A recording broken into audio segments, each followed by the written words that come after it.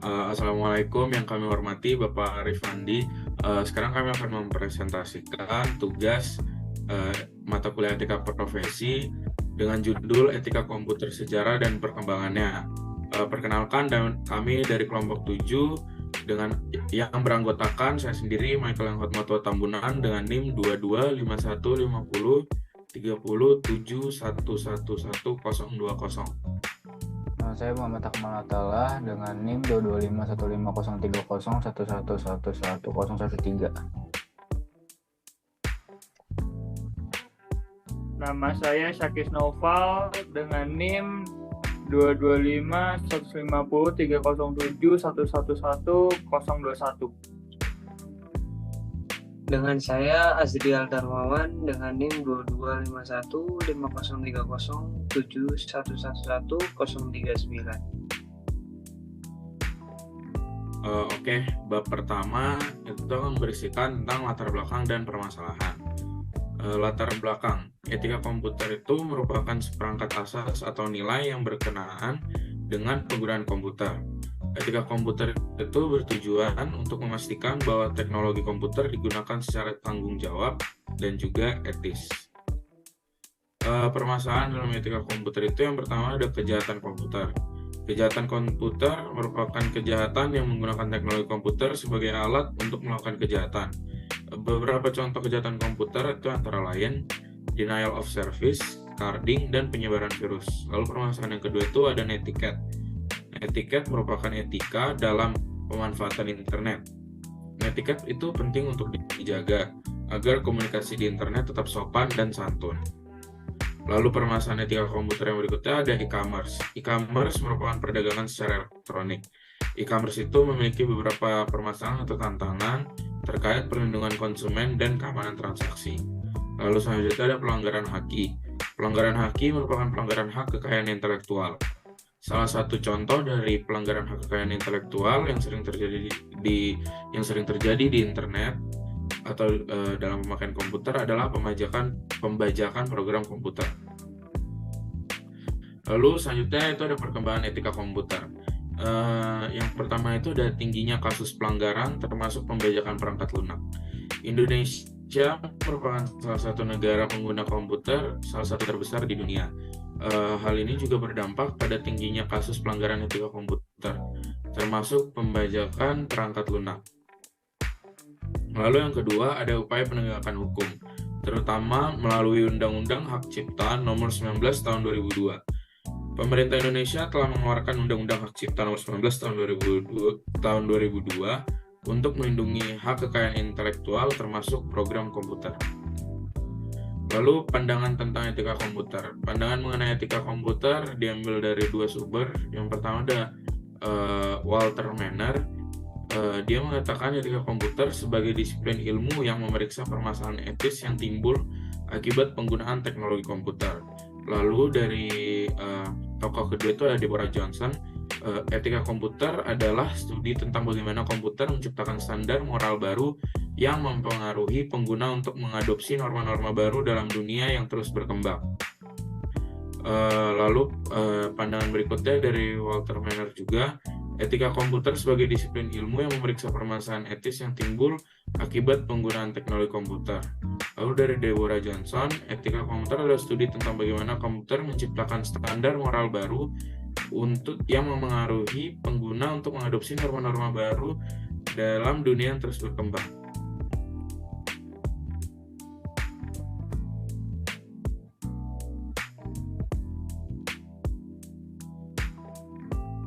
Selanjutnya bab 2 yaitu tinjauan pustaka. Yang pertama dibahas dari tinjauan pustaka ini adalah pentingnya beretika penggunaan komputer di Indonesia. Indonesia sebagai negara yang tidak bisa dilepaskan dengan pengaruhnya teknologi yang berkembang pun tidak ingin ketinggalan dan mengembangkan etika pada bidang tersebut.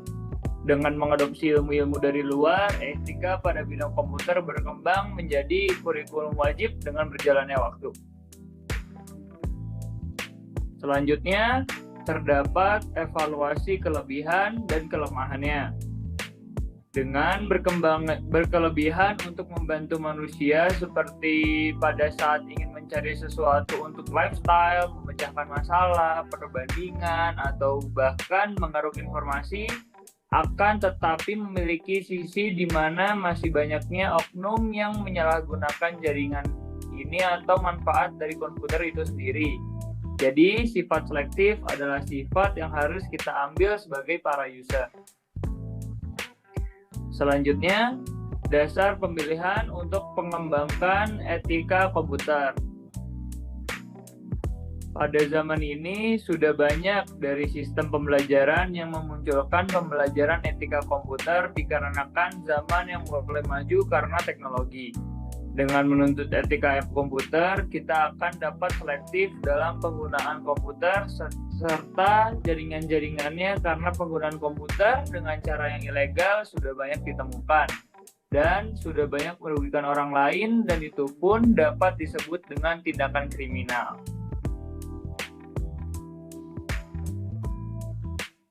Oke, kemudian di sini ada bab 3 yaitu hasil dan pembahasan. Yang pertama ingin dibahas itu adalah mengenai pengertian, sejarah, dan ruang lingkupnya. Etika komputer itu adalah sebuah bidang ilmu yang mempelajari tentang nilai, norma, dan aturan yang berkenaan dengan penggunaan komputer. Etika komputer lahir dari perkembangan teknologi komputer yang terjadi sejak era 1940-an hingga sekarang, yang membawa berbagai implikasi sosial, ekonomi, politik, budaya, dan moral bagi manusia dan masyarakat. Etika komputer bertujuan untuk menjaga kualitas, integritas, dan kepercayaan publik terhadap komputer, serta untuk mencegah dan menyelesaikan konflik, masalah, atau dilema yang mungkin timbul akibat penggunaan komputer. Selanjutnya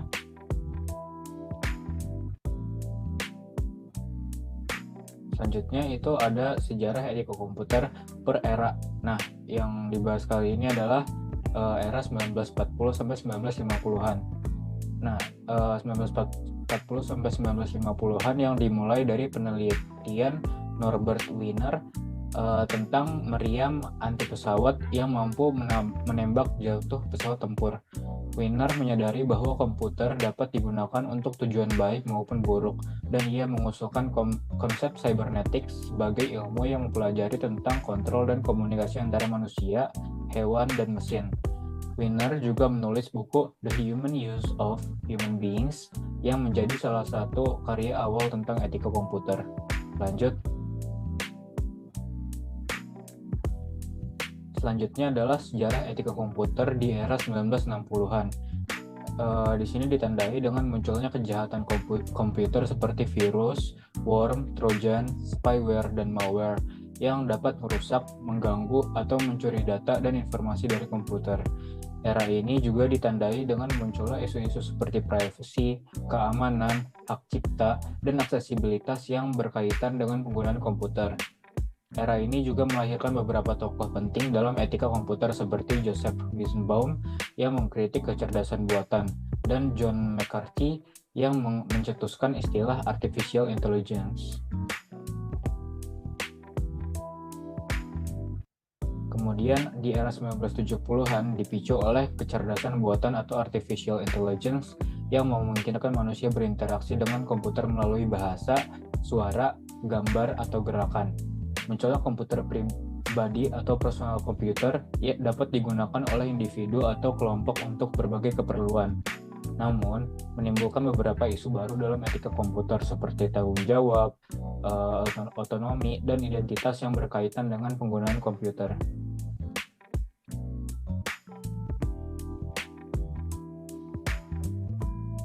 Nah, kemudian di era 1980-an ditandai dengan munculnya kode etik profesional di bidang komputer seperti ACM Code of Ethics and Professional Conduct and IEEE Code of Ethics.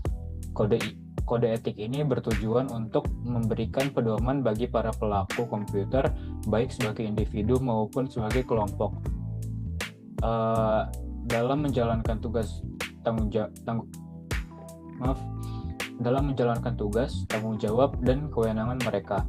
Kode etik tersebut bertujuan untuk meningkatkan standar profesionalisme, kualitas, dan integritas di bidang komputer.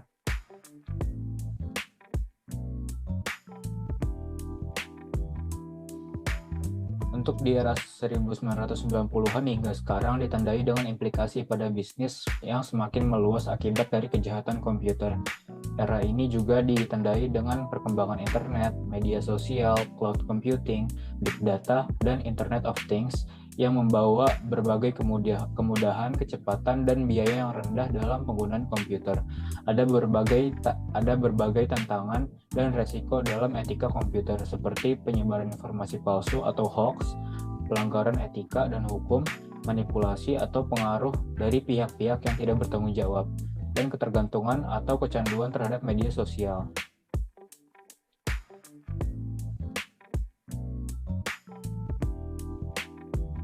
Kemudian ada pengkategorian ruang lingkup etika komputer. Nah, ruang lingkup etika komputer itu meliputi analisis dan penerapan konsep mengenai kebenaran, kekeliruan, kebaikan, keburukan, dan tanggung jawab. Etika komputer dapat dikategorikan menjadi etika deskriptif, etika normatif, etika deontologi, dan etika teologi. Etika deskriptif adalah etika yang menggambarkan atau menjelaskan tentang fakta, data, atau fenomena yang berkaitan dengan penggunaan komputer. Etika normatif adalah etika yang menetapkan atau menilai tentang nilai norma atau aturan yang seharusnya berlaku dalam penggunaan komputer. Etika deontologi adalah etika yang berdasarkan pada kewajiban atau kewenangan yang harus dipenuhi oleh para pelaku komputer. Etika teologi adalah etika yang berdasarkan pada tujuan atau dampak yang diharapkan oleh penggunaan komputer.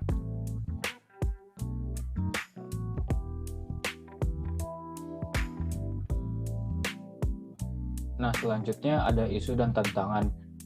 Etika komputer memiliki beberapa isu dan tantangan yang harus diatasi oleh para pelaku komputer, baik sebagai individu maupun sebagai kelompok, dalam menjalankan tugas, tanggung jawab, dan kewenangan mereka.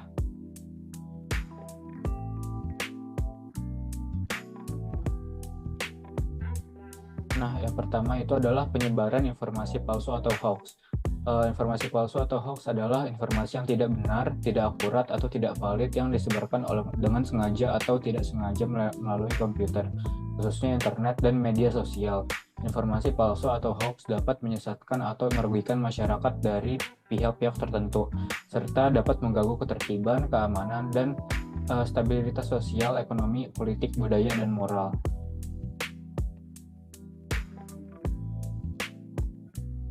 Kemudian ada pelanggaran etika hukum, itu perbuatan yang tidak sesuai dengan nilai, norma, atau aturan yang berlaku dalam penggunaan komputer.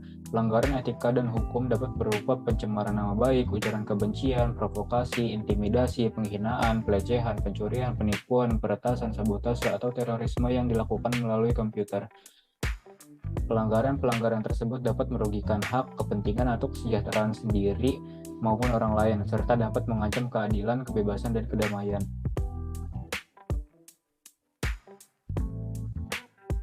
Kemudian ada manipulasi dari pihak-pihak yang tidak bertanggung jawab. Manipulasi atau pengaruh dari pihak-pihak yang tidak bertanggung jawab adalah penggunaan komputer untuk mengubah, mengendalikan, atau mempengaruhi data, informasi, opini, atau perilaku dari diri sendiri maupun orang lain sesuai dengan kepentingan tertentu.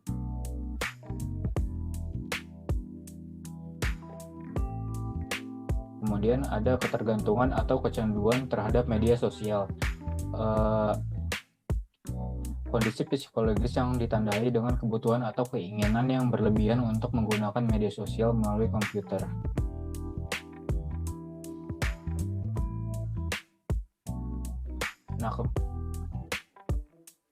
Nah, kemudian di sini ada saran dan rekomendasi untuk para pelaku komputer, untuk para pendidik, para penyelenggara, dan untuk masyarakat. Pertama, untuk para pelaku komputer, baik individu maupun kelompok, diharapkan agar menggunakan komputer dengan etis, profesional, dan bertanggung jawab, serta menghindari penggunaan komputer yang dapat merugikan diri sendiri maupun orang lain. Kemudian bagi para penyelenggara, pengawas, dan penegak hukum agar membuat dan menetapkan aturan dan hukum yang jelas, adil, dan tegas dalam penggunaan komputer, serta melakukan pengawasan, pencegahan, dan penindakan terhadap pelanggaran etika dan hukum yang terjadi dalam penggunaan komputer. Nah, kemudian bagi para pendidik, peneliti dan pengembang agar memberikan pendidikan dan penelitian dan pengembangan yang berkualitas, inovatif, dan bermanfaat dalam bidang komputer, serta memberikan edukasi, sosialisasi, dan advokasi tentang etika komputer kepada masyarakat. Nah, kemudian bagi masyarakat agar menjadi pengguna komputer yang cerdas, kritis, dan selektif, serta menghindari penggunaan komputer yang dapat menimbulkan ketergantungan atau kecanduan terhadap media sosial.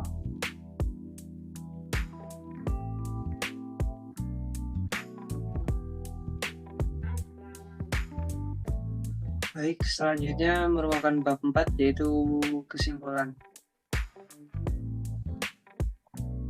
Yang pertama ada beberapa hal yang kami simpulkan, yaitu ada implementasi etika komputer di Indonesia, yaitu melalui Undang-Undang Hak Cipta No.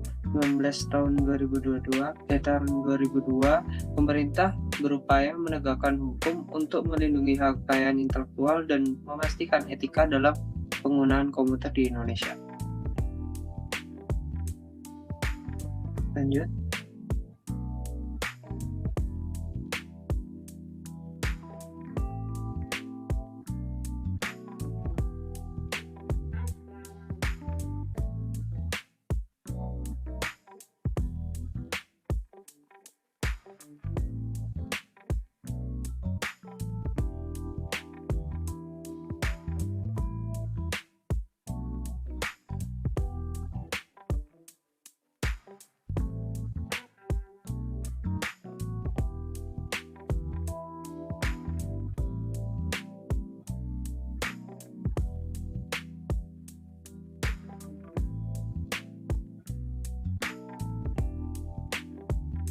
Pandangan terhadap etika komputer, yaitu etika komputer menciptakan standar moral baru yang mempengaruhi cara pengguna mengadopsi norma-norma dalam dunia yang terus berkembang.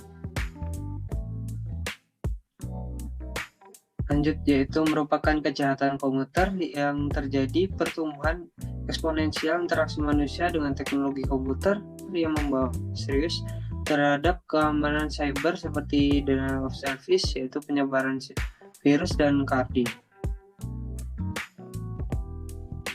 Dan dari yang kami sampaikan, berikut merupakan kesimpulannya. Dalam era globalisasi dan revolusi industri 4.0, etika komputer memainkan peran krusial sebagai landasan nilai untuk mengatur penggunaan teknologi interaksi teknologi yang menimbulkan masalah etika seperti kejahatan komputer, etiket e-commerce, dan pelanggan kekayaan intelektual.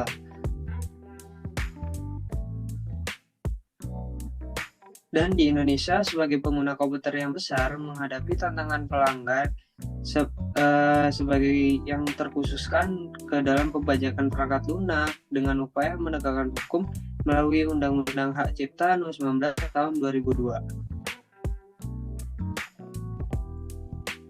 Dan juga tentang etika komputer ini terus berkembang dan dianggap sebagai ilmu yang menciptakan standar moral baru dalam dinamika teknologi informasi yang terus berkembang. Pemahaman mendalam tentang latar belakang dan permasalahan etika komputer menjadi dasar untuk mencari solusi dan implementasinya di masa depan. Dan berikut merupakan referensi-referensi yang kami sampaikan di presentasi ini. Yang pertama ada referensi TK komputer dari https://wikipedia.org di wiki ITK komputer. Terus ada etika komputer, sejarah dan perkembangannya di https://wordpress.com. Terus lanjut di etika komputer, sejarah dan perkembangannya di https://wordpress.com. Dan inilah merupakan slide terakhir dari kelompok kami. Sekian dari presentasi kelompok kami. Sekian, terima kasih.